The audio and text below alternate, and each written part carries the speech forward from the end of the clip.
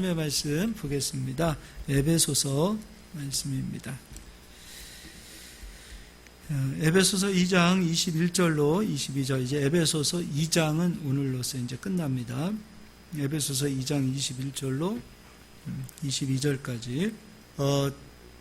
지금 이제 약간 좀 완화가 되어서 종교 모임 50명까지 가능하다 이런 문자를 보내준 것 같아요. 그래서 돌아오는 주일에 두 번에 나눠서 예배하려고 했었는데 생각해 보니까 저희 성도님들 다 모이면 50명 정도 좀 안 되는 것 같아요. 그래서 이번 주일에는 모든 성도님들이 일부에 다 나오셔서 예배 드리는 걸로 하겠습니다. 원래 생각해 보니까 여기 계신 분들이 다 오후에 드릴 예배자들인데 오늘 다 광고를 여기서 다 했습니다. 그래서 혹시라도 소식을 모르시는 분들이 계시면 광고해 주시고, 그래서 이번 주에는 온 성도님들이 함께 예배하도록 그렇게 하겠습니다. 주일에 이제 예배를 드리는데 예배 가운데 우리가 물론 이제 말씀을 듣습니다. 말씀을 듣는데 무슨 소그룹이라든지 이런 모임들이 갈수록 이제 없어지기 때문에 주일에 설교를, 그렇다고 예배 시간이 길어지는 것은 아닌데 설교 제대로 한번 하고 오후에 약간 또 다른 우리가 꼭 신앙생활 하는데 알아야 될 그런 어떤 한국의 기독교의 뿌리에 대해서 우리가 어떻게 해서 기독교가 한국의 뿌리를 몇 개 베태웠나, 그런 역사적인 그 현장들을 한 10분 정도 이렇게 해서 공부하는 시간으로 주일날 그렇게 갖도록 하겠습니다. 그래서 노트 다 가지고 계시니까 그래도 우리가 신앙생활 하면서 이런 거는 꼭 알아야 되지라는 그 기본적인 것들, 그런 것들을 좀 배우는 시간으로 갖도록 하겠습니다. 우리가 역사를 모르면 기독교의 뿌리가 흔들린다라는 거죠. 그래서 역사를 조금 공부하는 그런 시간들로 갖도록 하겠습니다. 오늘은 이제 하나님께서 거하실 처소라는 제목으로 말씀 전하겠습니다. 마이크 좀 주세요. 제가 읽어드릴게요. 그의 안에서, 누구 안에서죠? 그리스도 예수께서 20절에 보니까 친히 모퉁이 돌이 되셨다 그러죠. 근데 이 모퉁이 돌을 유대인들은 멸시했죠. 가볍게 여겼습니다. 우습게 여겼습니다. 천하게 여겼습니다. 그런데 그분이 우리의 모퉁이 돌이 되어주셔서 그분으로 인하여 우리가 이제 교회가 되어져 갑니다. 21절에 그의 안에서 건물마다 서로 연결하여 주 안에서 성전이 되어가고, 그런데 20절에 보니까 너희는 사도들과 선지자들의 터 위에 세우심을 입은 자라 이렇게 되어 있거든요. 이제 교회의 3요소가 있습니다. 교회는요, 첫 번째 사도와 선지자들은 말씀을 전하는 자들이에요. 그래서 교회는 반드시 그리스도의 복음의 말씀을 전하는 자가 있어야 돼요. 그러니까 성도님들이 모였는데 말씀을 증거하는 자가 없으면 교회가 될 수 없어요. 그리고 목사님은 여기서 이제 말씀을 준비를 다 했는데 성도님들이 아무도 없어요. 말씀을 듣는 성도님들이 없으면 교회가 아니에요. 그러니까 교회의 3요소라는 것은 첫 번째 말씀을 증거하는 자가 있고, 두 번째는 말씀을 받는 자들이 있어요. 그러니까 목회자와 성도님들이 교회의 3요소 가운데 들어갑니다. 그리고 그들이 모이는 공간, 그들이 모여서 함께 예배하는 곳, 그곳이 바로 교회가 되어지는 거죠. 그래서 교회의 3요소는 말씀을 전하는 자, 듣는 자, 그리고 다 같이 모여서 함께 찬양하는, 예배하는, 말씀을 듣는 그곳이 곧 교회가 되는 거죠. 그래서 어떤 분들은 이제 무교회주의라고 해서 교회 필요 없다, 건물 필요 없다 이렇게 얘기하시는 분들이 계시는데 그거는 교회를 몰라서 하시는 말씀이에요. 여러분 이제 코로나 기간 동안에 우리가 비대면으로 가정에서 늘 스마트폰이나 컴퓨터로 예배를 드리시는 분들이 계셨을 거라고 생각합니다. 근데 어떤 의미에서 보면은 우리는 그렇게 해서 위로를 삼죠. 이게 예배다라고 얘기할 수 있습니다. 그런데 그건 예배라고 볼 수는 없어요. 그러니까 요즘 그 방송에서 자꾸 나옵니다. 오히려 비대면 예배, 인터넷 예배 이렇게 하는 것이 예배다라고 막 많은 목사님들이 나와서 얘기하는데 사실은 다 100% 맞는 얘기는 아니에요.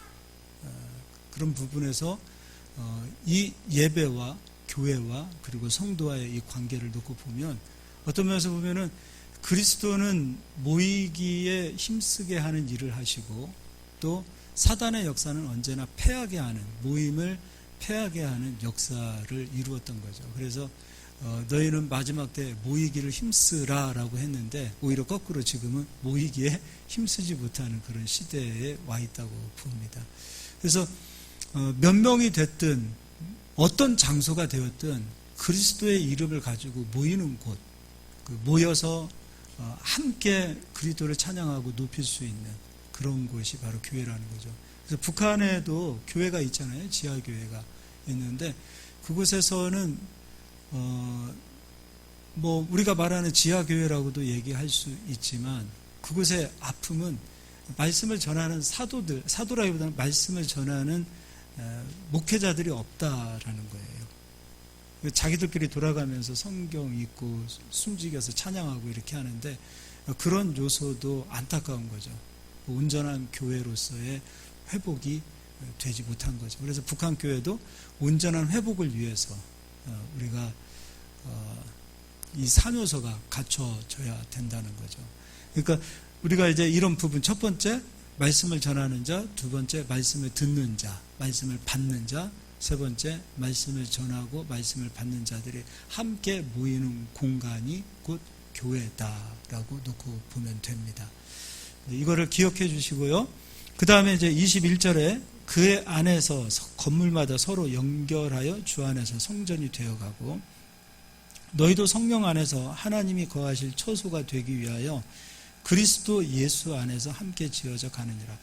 그러니까 여기 보니까 하나님 나오고 하나님이 거하실 처소가, 그리고 성령 안에서 하나님이 거하실 처소가 되기 위하여 그리스도 예수 안에서 함께 지어간다. 이렇게 성부, 성자, 성령 하나님을 다 얘기하고 있어요. 그러니까 성령 안에서 하나님이 거하실 처소로 그리스도 예수 안에서, 사실 다 같은 말이잖아요. 하나님 안에, 성령님 안에, 그리스도 안에 우리가 거하는, 또는 성부, 성자, 성령 하나님께서 우리 안에 거하시는 그런 성전이 지어져 간다라는 거죠. 이제 이거를 기억해 주시기 바랍니다. 성전이라는 개념에 대해서. 이제 히브리서를 가서 보도록 하겠습니다. 히브리서 9장.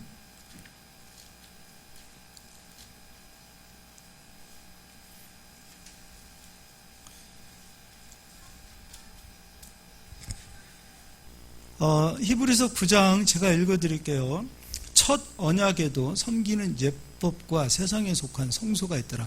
이제 첫 언약이죠. 구약을 얘기하는데 첫 번째 구약의 언약에도 하나님을 섬기는 성소가 있더라라고 첫 언약을 설명하고 있습니다.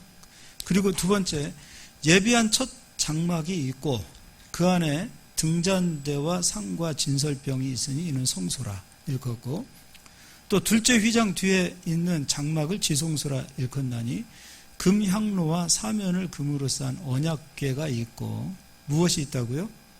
언약궤가 있고 그 안에는 만나를 담은 금 항아리와 아론의 쌍난 지팡이와 언약의 돌판들이 있고, 지성소 안에 성소가 있고 지성소 안에 있는데 지성소 안에 법궤가 있다. 근데 법궤 안에 무엇과 무엇이 있다? 세 가지가 만나를 담은 항아리가 있죠. 여기에는 만나가 담겨 있죠. 두 번째는요, 아론의 쌍난 지팡이가 있죠. 세 번째는요, 언약의 돌판, 법이 들어가 있죠. 이제 세 가지가 있는데, 근데 이제 이거는 신약 성경입니다. 히브리서에서 이렇게 이야기했어요. 첫 언약을 얘기해 놓고 두 번째 말하기를 법궤가 있는데 법궤 안에는 항아리와 지팡이와 그리고 돌판이 들어있다 이렇게 얘기하고 있어요. 그러면은 구약 성경을 우리가 아는 사람의 입장으로서 히브리서의 이 세 가지는 맞는 얘기예요, 틀린 얘기예요? 구약 성경으로 보면은. 그래서 성경을 문자로만 보면은 구약과 지금 히브리서가 달라요. 그래서 문자로만 자꾸 성경을 보려고 하다 보니까 성경이 이건 틀린 거다라고 틀린 것만 자꾸 찾아내서 성경은 오류가 있다라고만 이렇게 성경문이 오류투성이다라고 주장하는 사람들은 이 히브리서가 틀린 얘기 아니냐 이렇게 얘기해요. 그래서 성경은 오류투성이다 이렇게 주장하는 성서학자들이 있어요. 성경을 왜 보는지 모르겠어요. 우리는 그런 분들을 학자라고 얘기하는데 그러니까 성경을 문자로만 보면 안 되죠. 성경은 성경을 통해서 그리스도를 봐야 돼요. 에베소서도 온통 그리스도거든요. 그러니까 이 안에 그리스도에 감추어진 비밀을 찾아야 되거든요. 그러니까 도대체 이 안에 그리스도가 어떻게 감추어져 있는가 이제 그걸 봐야 되죠. 자, 그럼 이제 우리가 하나하나씩 좀 찾아보도록 하겠습니다. 먼저는 출애굽기를 가서 보도록 하겠습니다. 출애굽기 16장입니다.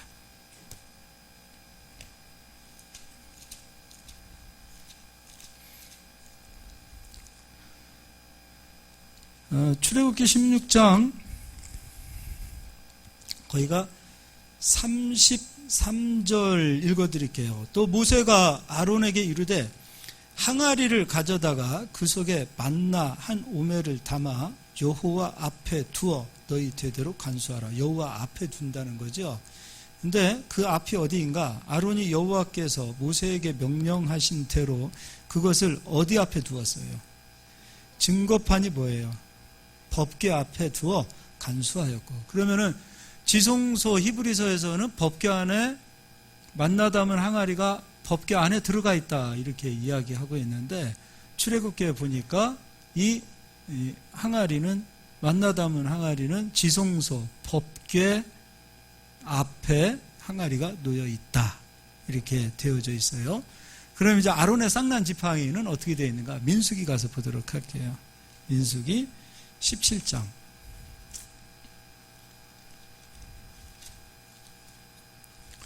8절 읽어드리겠습니다. 이튿날 모세가 증거의 장막에 들어가 본즉 레위 집을 위하여 낸 아론의 지팡이에 움이 돋고 순이 나고 꽃이 피어서 살구 열매가 열렸더라. 죽은 나무잖아요. 이 지팡이는. 그 죽은 지팡이가 지금 살구 열매를 맺었어요. 움이 나고 싹지 피고 싹이 나고 그리고 살구 열매를 맺었어요. 기가 막힐 노릇이죠. 죽은 나무도 살리시는 하나님이시니까.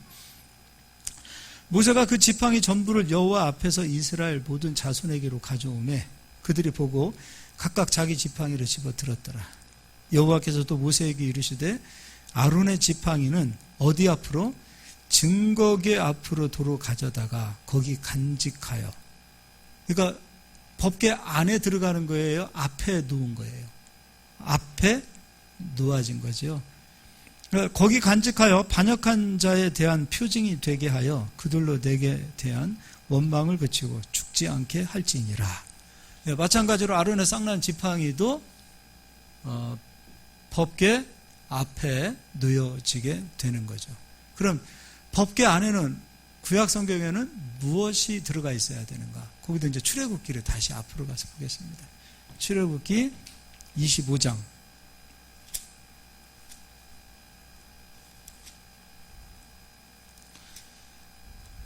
21절. 이거는 잊어버리면 안 돼요. 법궤와 속죄소는 다른 거예요. 이게 법궤가 있으면 법궤를 덮고 있는 뚜껑을 가리켜서 속죄소라고 그러죠. 그래서 양쪽에 이제 그룹이 이제 날개를 펴고 그들의 눈은 법궤 안에 있는 돌판을 바라보게 돼 있어요. 속죄소와 법궤를 항상 여러분은 분리해서, 물론 하나로 얹어져 있지만 속죄소는 법궤를 덮고 있는 뚜껑이다 이렇게 보시면 됩니다. 21절 속죄소를 궤 위에 얹고, 속죄소는 법궤를 덮고 있는 뚜껑을 가리키는 거예요. 뚜껑을 법궤 위에 얹고 내가 내게 줄 증거판을 궤 속에 넣어라. 증거판은 십계명이죠. 모세가 받은 시내산에서 받은 그 돌판을 법궤 안에 넣는 거예요. 그럼 이제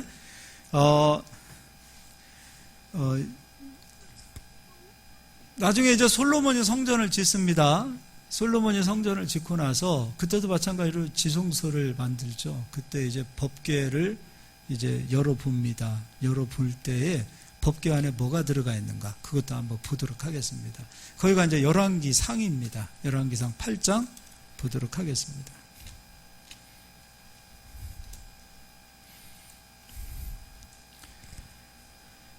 8장, 솔로몬이 이제 법궤 안에를 한번 들여다봅니다. 들여다보는데 9절, 8장 9절 제가 읽어볼게요. 그 궤 안에는 두 돌판 외에 아무것도 없으니 이것은 이스라엘 자손이 애굽 땅에서 나온 후 여호와께서 저희와 언약을 맺으실 때에 모세가 호렙에서 그 안에 넣은 것이더라 라고 되어 있어요. 그럼 이제 구약 성경을 통해서 바라보니까 법궤 안에는 무엇만 들어가 있는 거죠? 그렇죠. 두 돌판밖에 안 들어가 있어요. 근데 지금 이제 이스라엘에는 이 법궤가 없어요. 그래서 지금도 이스라엘은 법궤를 찾으려고 아주 그냥 그러니까 막 엄청난 과학 기술을 지금 동원해서 법궤를 찾으려고 그래요. 그래서 많은 설이 있어요. 이제 바벨론이 BC 587년에 예루살렘 성전을 파괴할 때 제사장들이 어딘가에 감추어 놓았을 것이다, 이렇게 얘기하고요. 또 솔로몬의 아이를 가지고서 왔던 그 여인 이름이 누구죠? 스바 여왕이 있어요. 그래서 스바 여왕이 이제 그 아이를 가지고서 이제 그 솔로몬, 이건 성경에 있는 여인이니까 예수님도 스바 여왕에 대해서 이야기하잖아요. 그 여인이 솔로몬의 아이를 가지고서 이제 고국으로 돌아갈 때, 원래 이제 솔로몬 그 스바 여왕이 원래는 에티오피아 사람이 아니에요. 그러니까 지금으로 말하면 이제 사우디 옆에 그 예멘 쪽인데, 원래 에티오피아는 예멘의 속국이었다는 거죠. 그래서 이제 바로 고국으로 못 가고 어떤 의미에서 불륜이잖아요, 스바 여왕이. 예. 그래서 이제 그 아이를 배웠다기보다 아이를 가지고서 에티오피아로 가서 에티오피아에서 아이를 낳고 그 아이가 에티오피아의 초대 황제가 돼요. 근데 그때의 법궤를 솔로몬이 스바 여왕에게 줬다, 이런 설이 있어요. 그래서 실제로 에티오피아 가면은 그때 받은 법궤가 우리에게 있다라고 그 법궤와 똑같은 것이 에티오피아의 어떤 하나의 교회에 그것이 있어요. 그 에티오피아는 아프리카로서 유일하게 또 기독교 국가 아니에요? 또 빌립이라는 집사가 나중에 에티오피아의 그 왕궁의 내시죠. 요즘 말로 하면은 정치인이죠. 그에게 복음을 전하고 그가 가서 이제 기독교를 전했다, 이런 얘기가 있죠. 어쨌든 그런 여러 학설이 있어요. 그래서 근데 이제 그게 진짜인지, 에티오피아에 있는 그 법궤가 진짜인지 가짜인지 그런 거는 모르겠어요.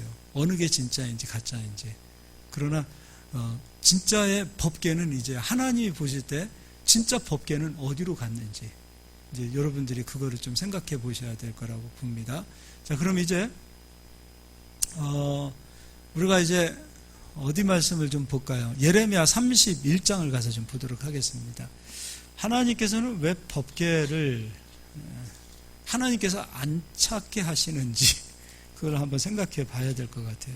하나님 입장에서 법궤는 도대체 사라졌는데 어디로 사라졌는가, 그걸 보도록 하겠습니다.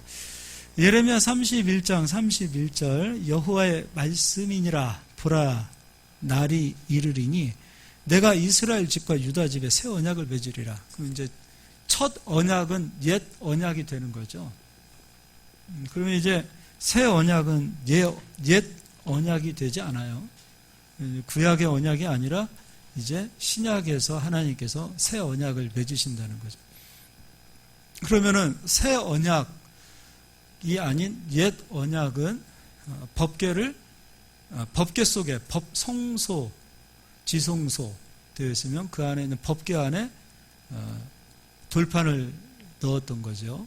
그러나 이제 새 언약에는 하나님이 세우신 이 법을 어디에 하나님이 넣으시는지 이제 예언을 하고 있습니다. 32절, 이 언약은 내가 그들의 조상들의 손을 잡고 애굽 땅에서 인도하여 내던 날에 맺은 것과 같이 아니할 것은 내가 그들의 남편이 되었어도 그들이 내 언약을 깨트렸음이라. 여호와의 말씀이니라. 그러나 그날 후에요. 내가 이스라엘 집과 맺을 언약은 이러하니 곧 내가 나의 법을 어디 속에 둬요? 그들의 속에 두고 그들의 마음에 기록하여 나는 그들의 하나님이 되고 그들은 내 백성이 될 것이라. 여호와의 말씀이니라. 이제 새 언약은 이 법을 어디에? 마음에 기록하신다는 거죠. 마음에 기록하신다. 그럼 이제 옛 언약에는 돌판이라는 법이 법궤 안에 들어가 있었다면 새 언약은 그리스도께서 이제 이루시잖아요. 그리스도께서 새 언약을 이루시게 되어지는 그리스도의 법이 어디로 들어가는가? 그리스도를 믿는 성도들 마음속에 법이 들어가는 거예요. 그럼 이제 법궤는 어디가 되는 거예요? 우리가 되는 거예요. 그럼 여러분 이게 굉장히 중요한 거예요. 그러니까 법궤는 어떤 하나의 공간을 두고서 막 거기를 찾아가려고 하면 안 돼요. 그럼 자, 법궤가 움직이면 누가 따라가는 거예요? 하나님이 함께 가시는 거잖아요. 네. 그러니까 내 안에 법이 왔다라는 것은 하나님께서 나와 함께 하시고 내가 움직이는 곳에는 누가 따라가야 되냐면 하나님을 호위한다. 하나님은 사실 호위 받을 분이 아니신데 하나님께서 다니시는 곳에는 항상 천사와 천군들이 따라가요. 여러분들이 이제 사업하려고 가신다. 그러면은 물론 하나님이 임마누엘로 지금 함께 가세요. 근데 누가 따라가야 되는 거예요? 함께 옆에 천사들이 따라가는 거예요. 믿으시죠? 네. 그래서 법궤가 가는 곳에는 승리가 있어요. 법궤가 가는 곳에는 하나님의 이름이 있고 하나님의 역사가 있는 거죠. 여러분 대단한 사람들이에요. 진짜 이거 생각하면 할수록 아니 정말 나 같은 사람이 뭐길래 그리스도의 법을 내 안에 세워주십니까? 새겨주십니까? 이게 놀라운 거죠.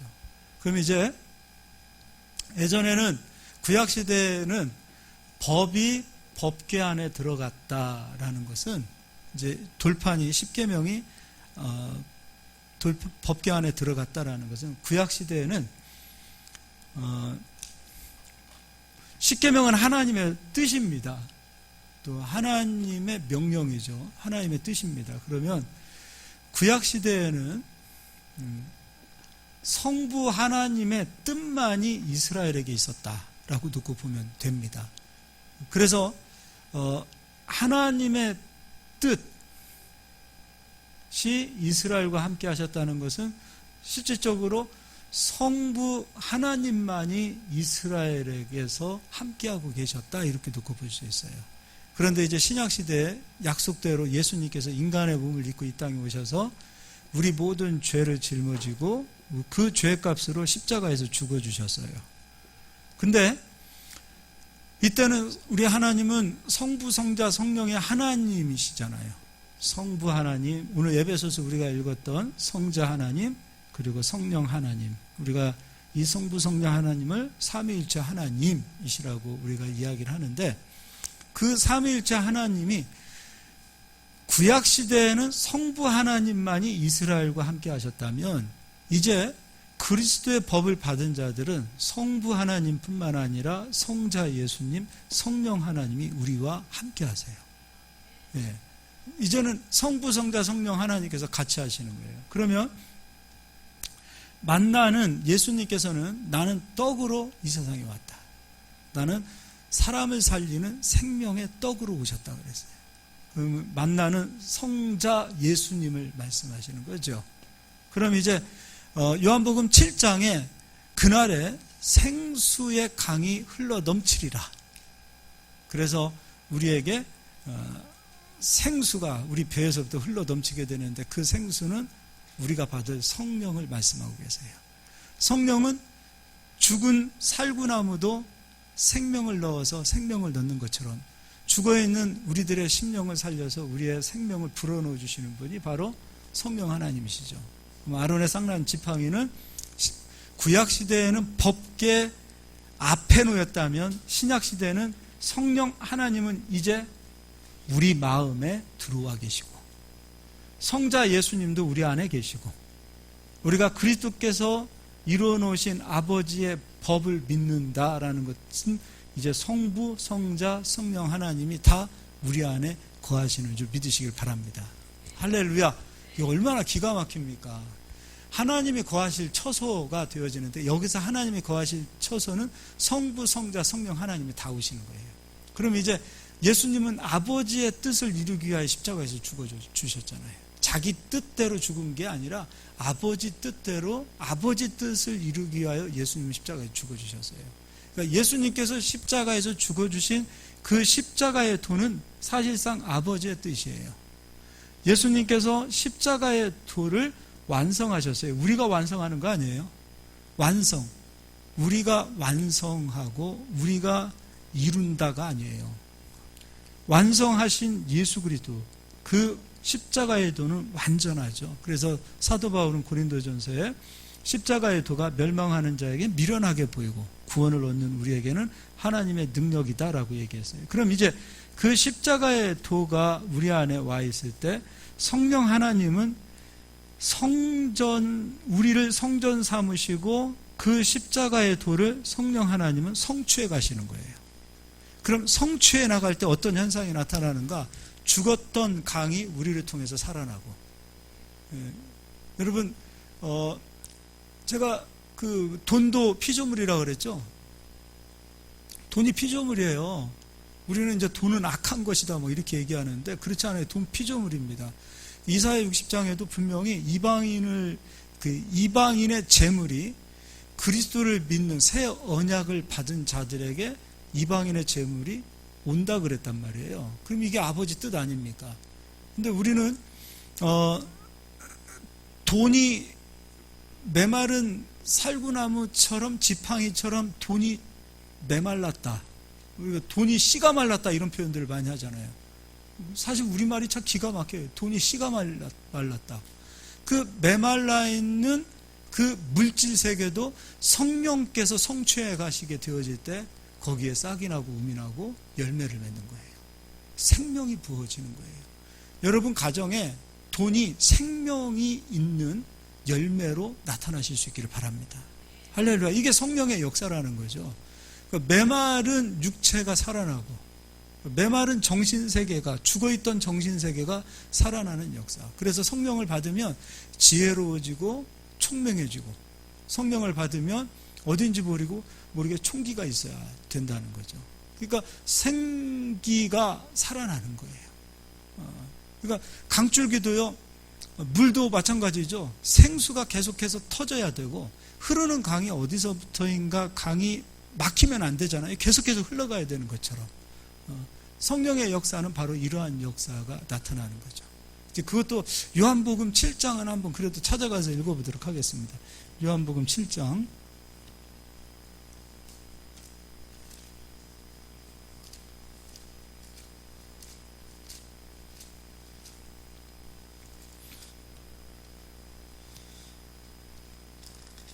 7장 37절 제가 읽어드릴게요. 명절 끝날 곧 큰 날에 예수께서 서서 외쳐 이르되 누구든지 목마르거든 내게로 와서 마시라. 나를 믿는 자는 성경의 이름과 같이 그 배에서 생수의 강이 흘러나오리라 하시니.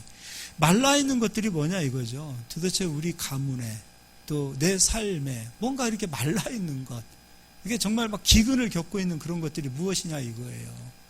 그때에 나를 믿는 자는 성경의 이름과 같이 그 배에서 생수의 강이 흘러나오리라. 생수가 뭐예요? 기근의 때에도 정말 극심한 가뭄에도 물이 마르지 않는 게 생수예요. 계속해서 쏟아 나오는 거죠. 이는 그를 믿는 자들이 받을 성령을.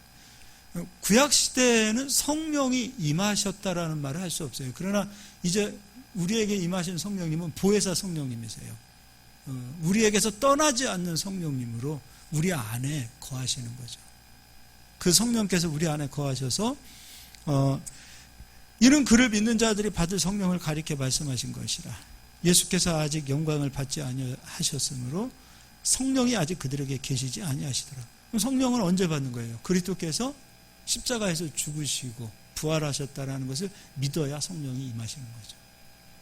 우리에게 성령이 임하셨다면 메마른 손이 주님을 만졌을 때 그 메마른 손이 살아난 것처럼, 우리의 기업이 메마르면 안 되잖아요. 우리의 가정이 메마르면 안 되죠. 우리도 은혜도 여러분 메마르면 안 돼요. 우리의 은혜가 살아나야 되죠. 그래서 성부 하나님, 성자 하나님, 성령 하나님이 지금 우리 안에 거하신다. 그러면 이제 예수 생명의 말씀이 생명의 떡이 되어지시고, 그 말씀이 우리에게 생명을 주시고, 사람의 생명은 두 가지잖아요. 육의 생명은 육신의 떡을 먹어야 되고, 영의 생명은 생명의 말씀을 먹어야 되죠. 말씀의 떡을 먹어야 되죠. 그렇다면 우리가 생명의 떡을, 양식을 공급받게 되어질 때, 그 생명의 떡이 양식이 되어졌을 때, 하나님의 말씀이 내 안에 양식이 되어졌을 때, 그때 비로소 우리는 성령의 그리스도께서 이루신 그 법을 성취해 나가시는 것을 우리는 경험해 볼 수 있다라는 거죠.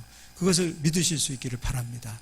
그러면 우리가 베드로 사도를 보자고요. 베드로가 처음 예수님 만났을 때 예수님께서 너 깊은 곳으로 가서 그물을 내려라 했습니다.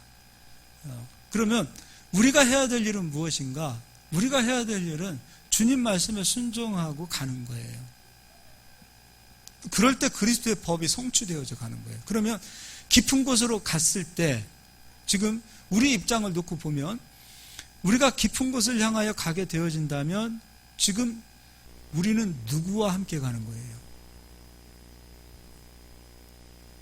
누구랑 같이 가고 있는 거예요? 성부 하나님만 가는 게 아니죠. 성부 하나님 함께 하시고, 성자 예수님 같이 가시고, 성령 하나님 같이 가는 거예요.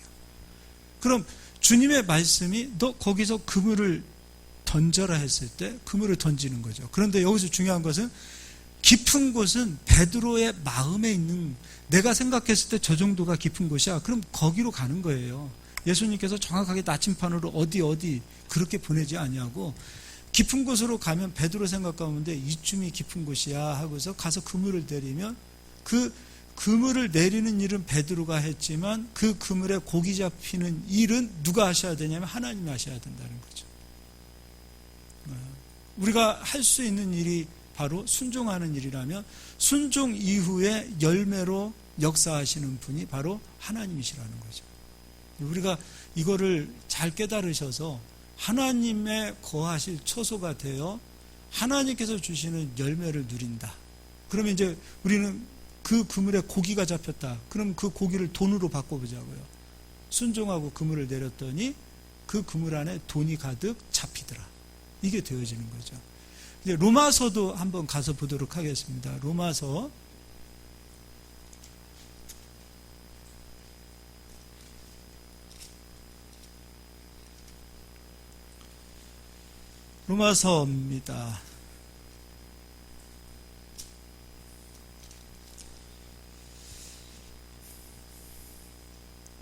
8장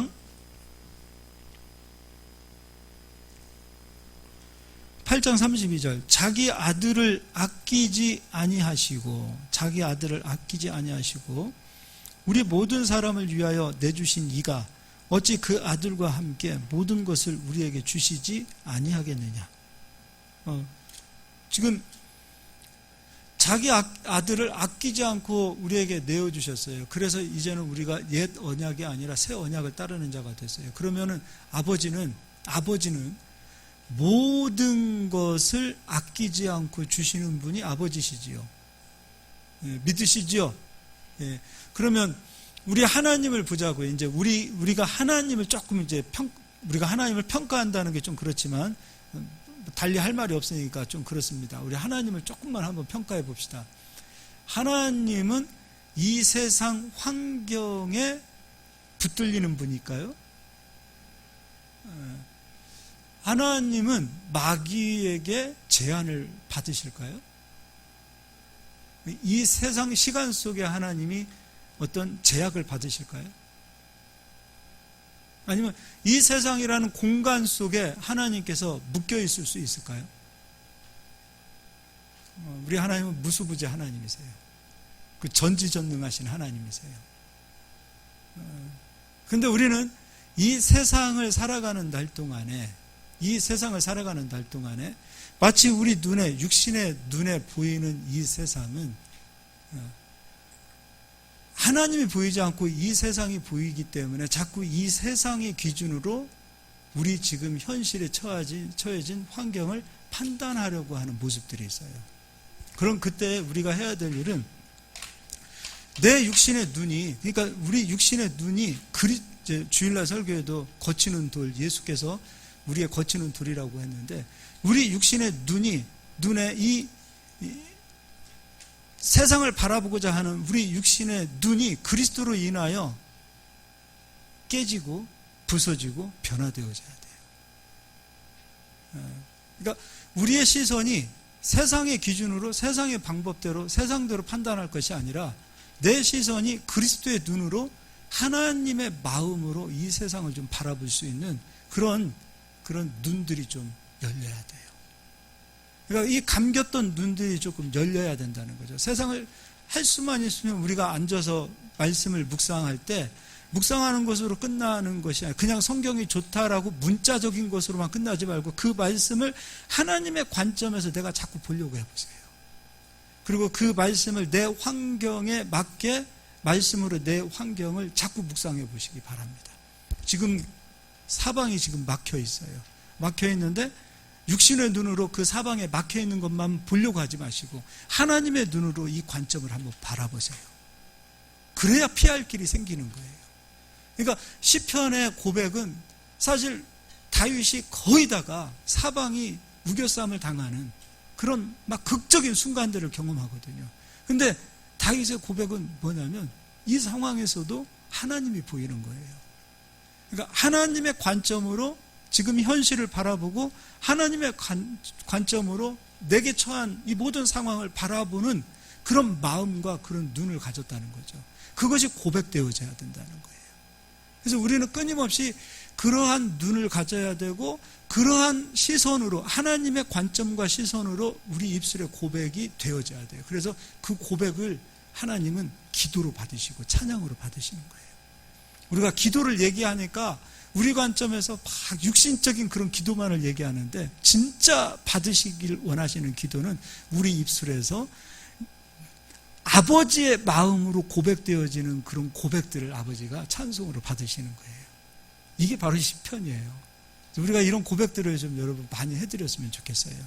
지금 현실은 어렵고 나는 약하고 나는 너무나도 내세울 것이 없는 연약한 자이지만 나를 통해서 역사하시고 나를 통해서 쓰시는 하나님을 바라보세요. 왜냐하면 그 하나님께서 지금 내 안에 거하시잖아요. 나와 함께 하시잖아요. 그 하나님께서 내 안에 오셔서 생명을 주셨고 그 하나님께서 내게 오셔서 양식을 주시고 그 하나님께서 내게 오셔서 우리가 이룰 수 없는 옛 언약의 법이 아니라 우리가 따라갈 수 있는 새 언약을 주셨다는 그 사실이 얼마나 놀랍느냐 이거예요. 그래서 아버지의 눈을 가지시고 아버지의 그리스도께서 이루어놓으신 그 법을 성취하신 그 고백을 올려드리는 입술이 되실 수 있길 바랍니다. 네, 요한 1서를 읽어보고 마치도록 하겠습니다. 요한 1서 4장입니다.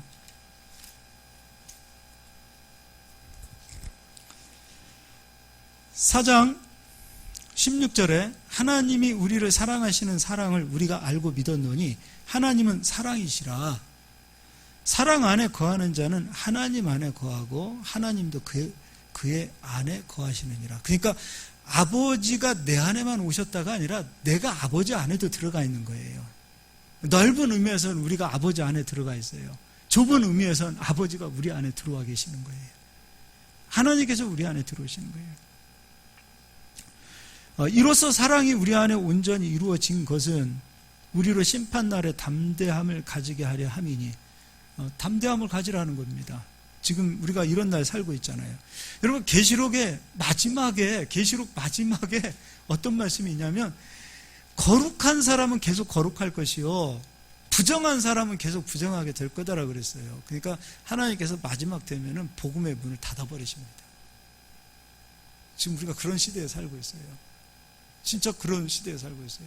마지막 끝날이 되었을 때 하나님께서는, 그러니까 이방인의 충만한 수가 채워지는 그 시기점이 되어지면 하나님께서는 복음의 문을 거의 닫으세요. 거의 닫으세요. 그래서 부정하게 된 자들은 계속 부정하죠. 거룩한 자들은 계속 거룩하게 되어지는 거죠. 그러면서 심판날에 담대함을 가지게 하려 함이니 주께서 그러하심과 같이 우리도 이 세상에서 그러하니라. 사랑 안에 무엇이 없고요? 두려움이 없고. 여러분 정말 하나님께서 내 안에 계시다면 두려움이 없다라는 믿음을 가지셔야 된다는 거 아닙니까? 우리는 이 코로나로 인하여 또는 많은 불경기로 인하여 온통 뉴스와 세상에 전해지는 소식들은 우리를 두렵게 하는 말들입니다. 그런데 그 어떠한 환경과 그 어떠한 말들보다도 정말 하나님께서 내 안에 거하시고 내가 하나님 안에 들어가 있다라는 믿음이 있다면 두려움을 잡는 것이 아니라 우리는 하나님이 나와 함께 하신다는 평강을 잡아야 되는 겁니다. 그래야 그리스도의 평강이 우리에게 임하는 겁니다.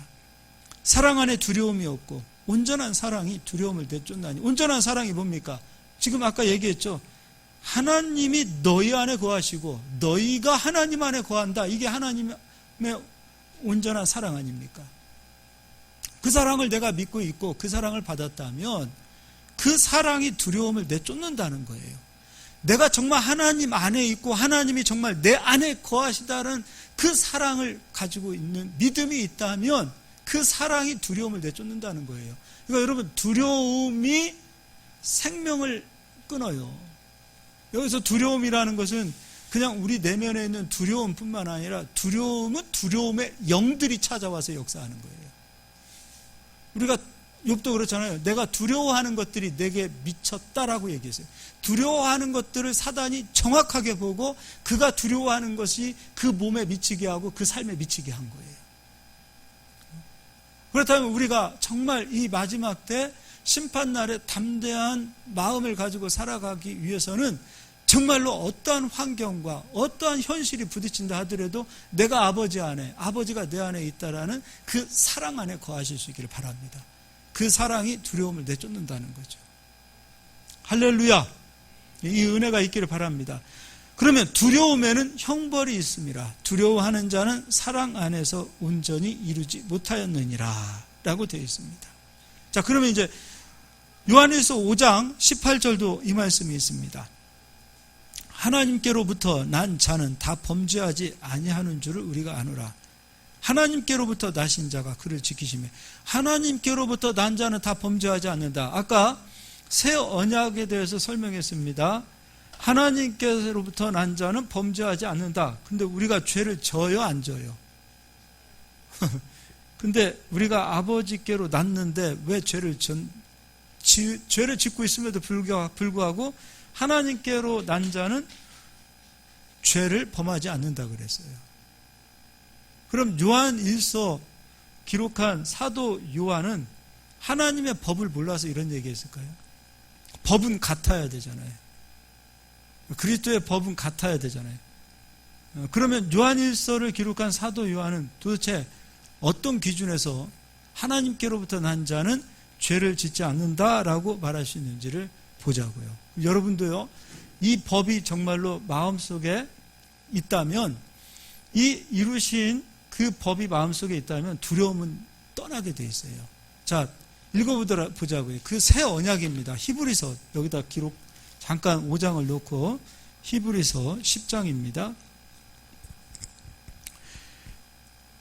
그가 거룩하게 된 자들을 한 번의 제사로 영원히 온전하게 하셨다. 자, 새 언약입니다. 예수께서 이루어 놓으신 그 새 언약의 법은 한 번의 제사는 2000년 전에 이루어진 십자가의 도인데 그 도로 어떻게 우리를 온전히 한 겁니까? 일시적입니까? 영원입니까? 영원히. 그럼 이 영원히 내 삶에 나의 모든 죄악도 영원히 안에 들어가 있는 거잖아요. 이거 얼마나 진짜 여러분 감사해요.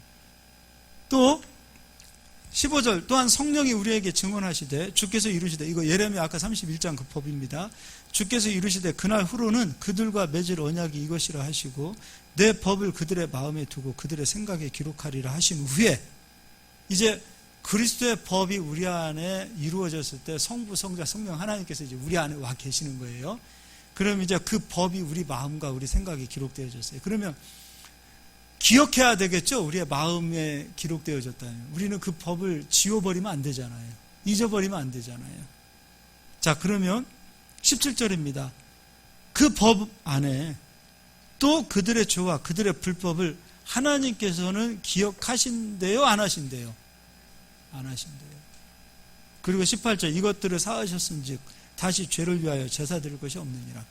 그러면 사도 요한이 하나님께로부터 난 자는 죄를 범하지 않는다라는 말은 이미 하나님 안에 들어간 자는 모든 죄가 사함 받았다, 끝났다. 그들의 모든 삶은, 그들의 허물은 하나님께서 기억하시는 거예요, 안 하시는 거예요? 안 하시는 거죠. 이게 법이에요. 그럼 이 법이 내 안에 생명으로 와 있다.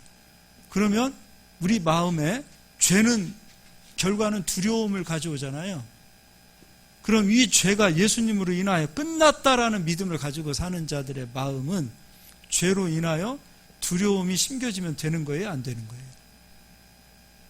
죄가 끝났다라는 그 믿음이 있는 자는, 여러분 집에서 혼자 약주 한잔 하시고서 아유 하나님 보시면, 우리는 안 마시지만 대부분의 이제 성도님들은 아유 이거 하나님께서 이거 약주 먹는 거 보고 이것도 하나님께서 나 어떻게 한번 꿀밤이라도 때리면 어떻게 하지? 그 죄에 대한 형벌을 하나님께서 때릴 것이라는 그 생각을 갖는 것은 이미 내 안에 두려움을 쌓는 거 아니에요. 아, 내가 오늘 거짓말했는데, 우리가 율법을 어긴 그 모든 율법을 어긴 것에 대한 죄값은 예수님이 치르신 거 아니에요. 율법으로는 죄를 깨닫게 하려 하며 그 뒤에는 우리가 율법을 지키지 못한 그 모든 죄에 대한 값을 예수님이 짊어지시고 십자가에서 치르신 거잖아요. 그래서 여러분 오늘 사도 요한이 이야기하는 하나님께로부터 난 자는 죄를 범하지 않는다라는 그 말씀은 그리스도의 법이 내 마음에 새겨졌다라는 그 사실이 지워지지 않은 상태를 말하는 거예요. 여러분 이 상태는 여러분 가지실 수 있죠? 이렇게 아멘이 없어요 갑자기. 할렐루야. 차 타고 가다가 앞에서 누가 끼어들었을 때 이런 욕하고 나면은 아 이거 욕해가지고 하나님께서 이거 그때도 하나님께서 다 모든 죄의 값을 끝내주신 거 믿으시죠? 이 은혜가 있기를 바랍니다. 그렇다고 이제 또 맘 놓고 죄지라 그 얘기가 아니에요. 우리는 바울이 얘기한 것처럼 모든 것으로부터 자유한 자다.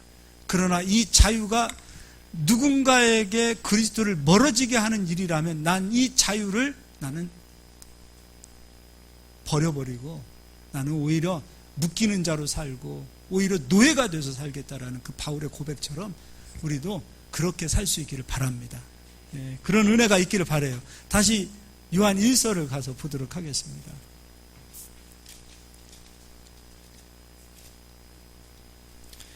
요한 1서 5장 18절 하나님께로부터 난 자는 다 범죄하지 아니하는 줄을 우리가 아노라. 하나님께로부터 나신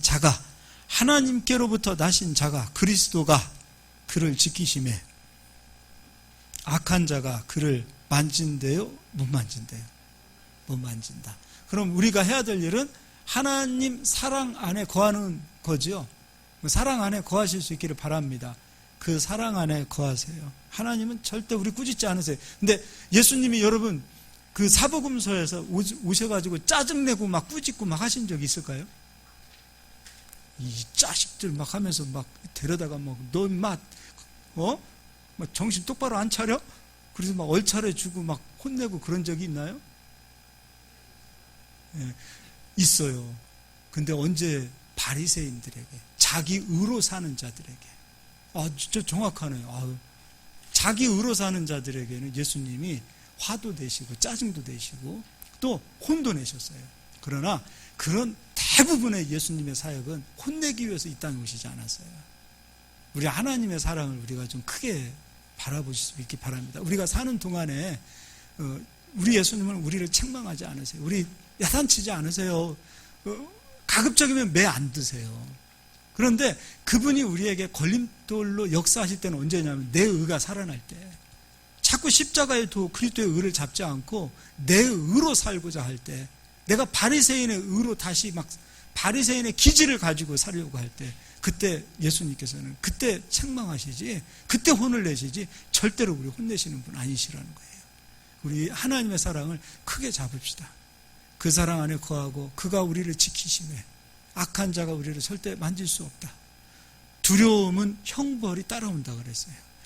사랑은 두려움을 내쫓는다 그랬어요. 내가 정말 아버지 안에 들어가 있다라는 그 사랑, 그분이 정말 내 안에 거하신다라는 그 사랑, 그 사랑 안에 거하셔서 두려움이 떠나가게 하시고, 그런데 입으로는 아버지 사랑합니다, 아버지가 내 안에 계십니다, 내가 아버지 안에 들어가 있습니다라고 고백하면서 그리스도의 법을 믿지 아니하고 내 모든 죄를 아버지께서 보시지 않는다라는 그리스도의 법을 마음에 지워버리고 입으로만 아버지 사랑합니다, 나 아버지 사랑 안에 들어가 있습니다 라고 말하면 안 돼요. 그 법을 가지고 아버지 안에 들어가셔야 돼요. 그리스도께서 성취하신 그 새 언약의 법을 가지고 들어가세요. 뻔뻔할 정도로, 뻔뻔하더라도 하나님은 그런 자식을 사랑하는 거예요. 그 법을 가지고 내 의를 버리세요. 하나님, 내가 1년에 11조도 몇 번 하고 금식도 몇 번 하고 내가 기도도 얼마나 많이 한 줄 아세요? 이렇게 내가 하나님을 위해서 열심히 살았는데, 그런 의를 가지고 가면 예수님 쳐다도 안 보십니다. 하나님 쳐다도 안 보세요. 하나님, 나 진짜 아무것도 아닙니다, 나 연약합니다, 이런 나를 써주시니 내가 진짜 만입이 있어도 아버지의 은혜를 내 입으로 다 내가 찬양하지 못하고 고백하지 못하는 이런 부끄러운 존재인데도 나를 사랑해 주시니 감사합니다. 그리스도의 법과 그리스도의 의를 가지고 들어가는 거예요. 내가 무엇인가를 가지고 아버지 앞에 서게 되어지면 아버지는 우리를 멀리 하시지만, 나를 내려놓고 그리스도의 그 법을 가지고 아버지 안으로 들어가는 거예요. 그러면 탕자를 불러주시고 안아주시고 기다려주신 것처럼 아버지는 언제나 우리를 기다려주시고 감싸주시고 사랑해주시는 줄 믿으시길 바랍니다. 그 사랑 안에서 우리 옆 사람 인사합시다. 그 사랑 안에서 행복합시다. 예, 우리 가은자매님 한번 반주 부탁합니다.